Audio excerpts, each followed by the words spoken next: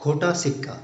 संजय और शिवानी सगे भाई बहन थे, पर दोनों के स्वभाव में बड़ा अंतर था। संजय बड़ा जिद्दी और कामचोर था। वह स्कूल में जी चुराता था, कभी भी किसी न किसी बच्चे को पीट आता था। माता पिता का कहना ना मानता।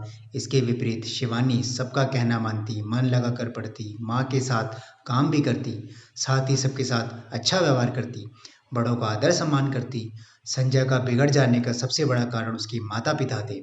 वह कहते कि बेटा खरा सिक्का होता है और बेटियां खोटा सिक्का होती हैं। उस परिवार में अनेक वर्षों बाद लड़का हुआ था। दादा दादी माता पिता सभी ने उसे सिर पर चढ़ा रखा था। बात उसके मुंह से निकलने की देर थी कि उसकी जिद पूरी कर दी जाती थी। संजय की आदत बन गई कि वह अपना हट पूरा करके ही रहता। यदि सीधे सीधे काम न बनता तो वह रोने लगता या अपने पैर पटकता। शुरू में तो वह बच्चा है, बड़े होने पर अपने आप समझदारी आ जाएगी, यह सोचकर उसके माता पिता ने उसकी हरकतों पर ध्यान ही नहीं दिया। पर बड़ा होने पर संजय उनके लिए बहुत बड़ी समस्या बन गया। पढ़ाई लिखाई में उसका बिल्कुल मन न लगता। एक कक्षा में वह 3-3 4-4 वर्ष तक पढ़ा रहता।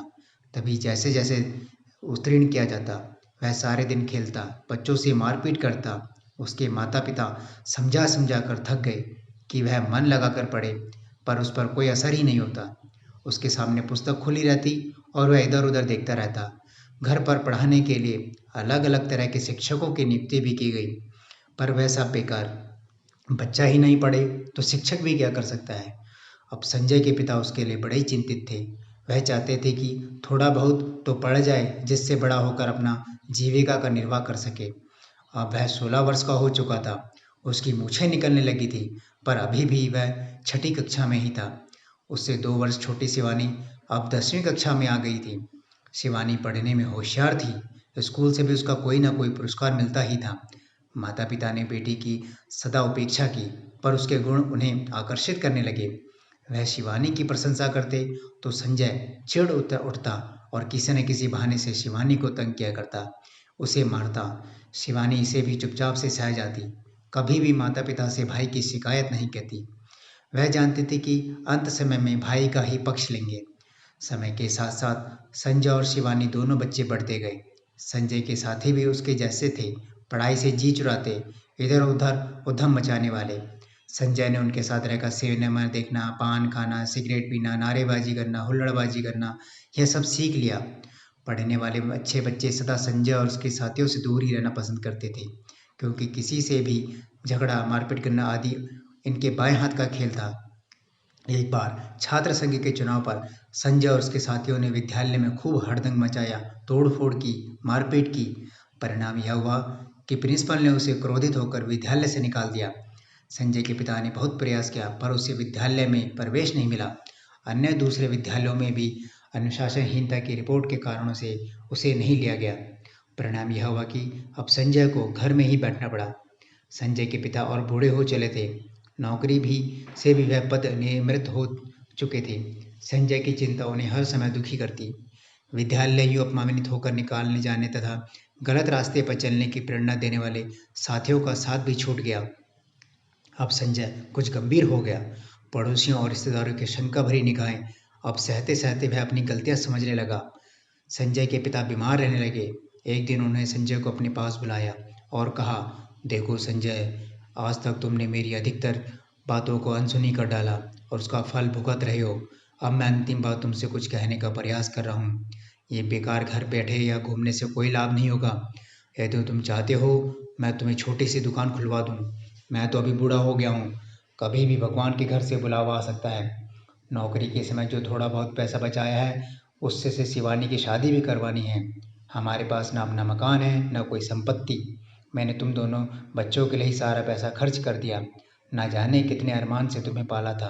कहते कहते संजय के बूढ़े पिता की आंखों से आंसू बहने लगे, पर शीघ्र ही उन्होंने अपने आप पर नियंत्रण पा लिया और फिर से गंभीरतापूर्वक कहने लगे, तुम अच्छे प्रकार से सोच समझ के 2-4 दिन में अपना निर्णय मुझे बता देना। कहीं ऐसा ना हो कि मेरे जाने के बाद तुम दाने दाने के मोहताज हो जाओ। यह कहकर संजय के पिता ने करवट बदल ली। संजय की आंखों के आगे अपने भविष्य का चित्र नाच उठा। उसे पिता की बातों में आज पहली बार सच्चाई दिखी। उसने दूसरे दिन पिताजी से कह दिया कि वह दुकान खोलने के लिए तैयार है। संजय के पिता ने थोड़ी पूंजी लगाकर उसके लिए छोटी सी दुकान खुलवा दी। साथ ही यह भी कह दिया कि उनके पास जो भी धन था वह उन्होंने लगा दिया है। संजय को लाभ हानि सहने के लिए स्वयं तैयार रहना होगा। अब संजय सारे दिन अपनी छोटी सी दुकान पर बैठा रहता। उसकी समझ में यह बात भी आ गई कि धन कमाना कितना कठिन है। पढ़ने के समय पिता का धन बिगाड़ने का उसे अब अधिक दुख था। शिवानी सदैव अच्छे अंकों से उत्तीर्ण होती गई। वह बैंक की प्रतियोगिता परीक्षा में बैठी और वहाँ भी उत्तीर्ण हो गई। साथ ही साथ बूढ़े माता पिता का हाथ बढ़ाने लगी। घर के खर्चे की कुछ जिम्मेदारी उसने अपने ऊपर ली और उसने अपने माता पिता की चिंता भी दूर कर दी।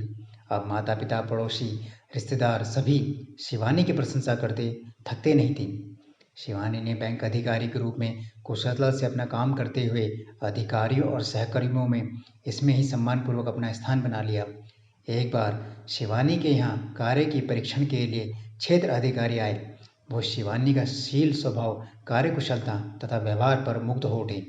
उन्होंने शिवानी के घर का पता पूछा और दूसरे दिन उसके पिता के पास जाकर अपने इंजीनियर पुत्र के लिए उसे वधू बनाने के लिए इच्छा व्यक्त की। उनकी बातें सुनकर शिवानी के पिता प्रसन्नता से गदगद हो उठे। उनकी आंखों से आंसू बहने लगे और मुंह से अनायास ही निकल पड़ा, बेटी तो खरा सिक्का निकली और बेटा खोटा सिक्का। शिवानी के ससुराल वालों की इच्छा अनुसार जल्द ही सादगीपूर्वक समारोह में उनका विवाह हो गया। अब घर की जिम्मेदारी पूरी तरीके से संजय पर आ गई। पिता की पेंशन का खर्च चलाने के लिए पर्याप्त न था। संजय भी अब गंभीर हो गया था। वह स्थिति को समझने लगा था। वह सारे दिन परिश्रम करता, तब कहीं जाकर कुछ आय होती। संजय यही सोचता कि यदि वह माता पिता का कहना मानकर मन लगाकर पढ़ाई करता तो आज वह शिवानी की भांति अच्छी नौकरी पर होता, स्वयं सुखी संतुष्ट रहता और सभी से आदर पाता। पर अब पछताने से होता भी क्या। उसने जीवन का सबसे अमूल्य समय, विद्यार्थी काल, व्यर्थ ही गंवा दिया था। अब तो वह परिस्थिति के अनुसार जीवन चलाने के लिए विवश था। उसे बार बार रामचरितमानस की यही पंक्ति याद आती, का वर्षा जब कृषि सुखाने, समय चूकी पुनि का पछताने। इसका तात्पर्य है कि जब आवश्यकता थी तब तो कोई मदद के लिए आया नहीं। अब समय व्यतीत हो जाने के बाद कोई मदद का प्रस्ताव करता तो उस मदद का हमारे लिए कोई औचित्य नहीं रह जाता है। सच है, बचपन से किशोरावस्था तक का समय ही भविष्य को उज्जवल बनाने वाले गुण और शिक्षा प्राप्त करने का समय है। इसे यूं ही निकम्मेपन गंवा देने पर जीवन भर कष्ट को सहना और असंतुष्ट जीवन बिताते हुए पछताना ही शेष रह जाता है। अच्छे बच्चे पूरी तन्मयता से आगे बढ़ते पढ़ते हैं और ऊंचा उठने के प्रयास में जुटे रहते हैं। तो इस कहानी से हमें यह सीख मिलती है, हमें विद्यार्थी काल जो बहुत ध्यानपूर्वक बिताना चाहिए। इधर उधर की बातों में, गलत कामों में व्यर्थ नहीं करना चाहिए, अन्यथा हमें इस काल के बीत जाने के बाद पछताना पड़ेगा। यह निश्चित है। यह समय दोबारा लौटकर नहीं आता और समय जीवन का सबसे महत्वपूर्ण समय होता है, क्योंकि इसी समय हमारा भविष्य निर्माण का काल होता है।